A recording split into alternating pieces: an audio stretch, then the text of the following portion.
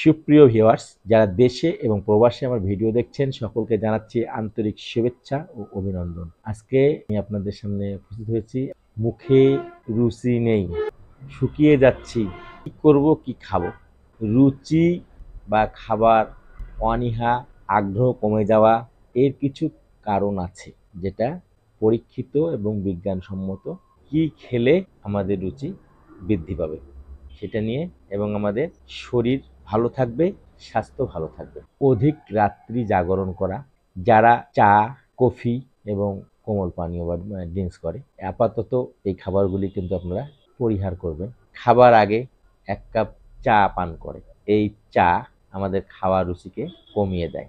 অনেকে আবার কি করে, ফাস্টফুড, জাঙ্ক ফুড এই খাবারগুলি কিন্তু পছন্দ করে। তো এই খাবারগুলো কিন্তু আমাদের অনেক সময় দেখা যায় যে পরিপাকতন্ত্রের মধ্যে বা আমাদের পাকস্থলীতে এটা একটা প্রতিবন্ধকতা সৃষ্টি করে। এতে করে খাবার রুচি কমে যায়।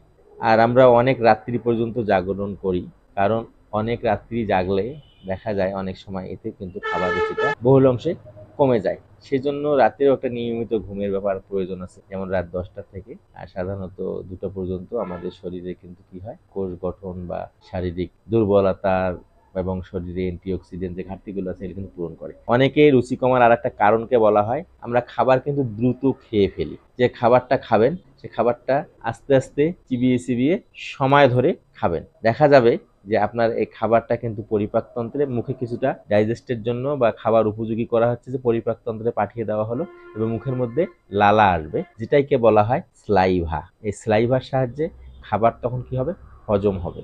এখন প্রশ্ন থাকতে পারে যে খাবার হজমের সাথে রুচির সম্পর্ক কি? খাবার হজমের সাথে রুচির সম্পর্ক আছে। খাবার যদি ভালো হজম হয় তাহলে কিন্তু এনার্জেটিক হবে, শরীর কি হবে, উদ্দীপ্ত হবে এবং শারীরিক শক্তিও বাড়বে।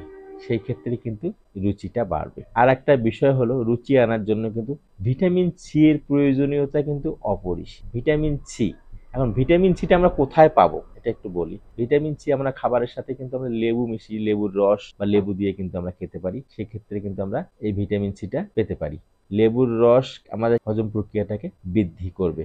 সেক্ষেত্রে হজম প্রক্রিয়া যদি বৃদ্ধি পায় তাহলে সেক্ষেত্রে খাবার রুচিটা আস্তে আস্তে বৃদ্ধি পাবে। রুচি কমে দেওয়ার আরেকটা অন্যতম কারণ হচ্ছে নিয়মিত কৃমির ঔষধ, অর্থাৎ যেটা বিভিন্ন প্রকার কৃমির ওষুধ বাজারে পাওয়া যায়, এটা 2 মাস বা 3 মাস পর পর খাওয়া উচিত। কারণ এটা পরজীবী শরীরের মধ্যে বা আমাদের পরিপাকতন্ত্রের মধ্যে এরা কি করে, এদের বংশ বিস্তার করে। এতে করেও কিন্তু খাওয়ার রুচিটা কমে যায় এবং শরীর শুকিয়ে যেতে পারে। সেক্ষেত্রে আমরা নিয়মিত খাবার বা কৃমির ওষুধগুলি সেবন করতে হবে। আর একটি বিষয়, সুষম খাবার যখন খাই, খাওয়ার পর আমরা দেখা যায় যে পর্যাপ্ত পরিমাণ পানি বা জল পান করি না। সেক্ষেত্রে অ্যাসিড সৃষ্টি হয়। আর অ্যাসিড সৃষ্টি যাদের হয়, অ্যাসিড সৃষ্টি হলে কিন্তু খাওয়ার রুচি অনেক অংশে কমে যায়, খাওয়ার ইচ্ছেটা তখন আর থাকে না। সেজন্য আমরা খাবার কমপক্ষে 10 থেকে 15 মিনিট আগে এবং খাবার পর, খাবার মাঝে যদি আমরা বারবার পানি পান করি তাহলে কিন্তু দেখা যায় অ্যাসিডের সম্ভাবনাটা বেড়ে যায়। এতে করে কিন্তু খাবার রুচিটা কমে যায়। তাই খাওয়ার রুচি বাড়ানো এবং কি খেলে খাবার রুচি বাড়বে সে বিষয়টি ছিল আলোচনা। আইডেন্টিফাই করা এবং তার প্রতিকারের ব্যবস্থা করা। তারপর দেন যদি আমরা খাবার নিয়মগুলি মানি এবং খাওয়ার, ঘুম এবং আমাদের প্রতিদিন কায়িক পরিশ্রমের কথাটাও আছে, নিয়মিত 30 থেকে 45 মিনিটের হাঁটা বা জগিং করা, মুভমেন্ট করি, সেক্ষেত্রে খাবার রুচিটা বাড়বে এবং শরীরের শুকিয়ে যাওয়ার প্রবণতা কমবে এবং আমাদের শরীর ভালো থাকবে, সুস্থ থাকবে।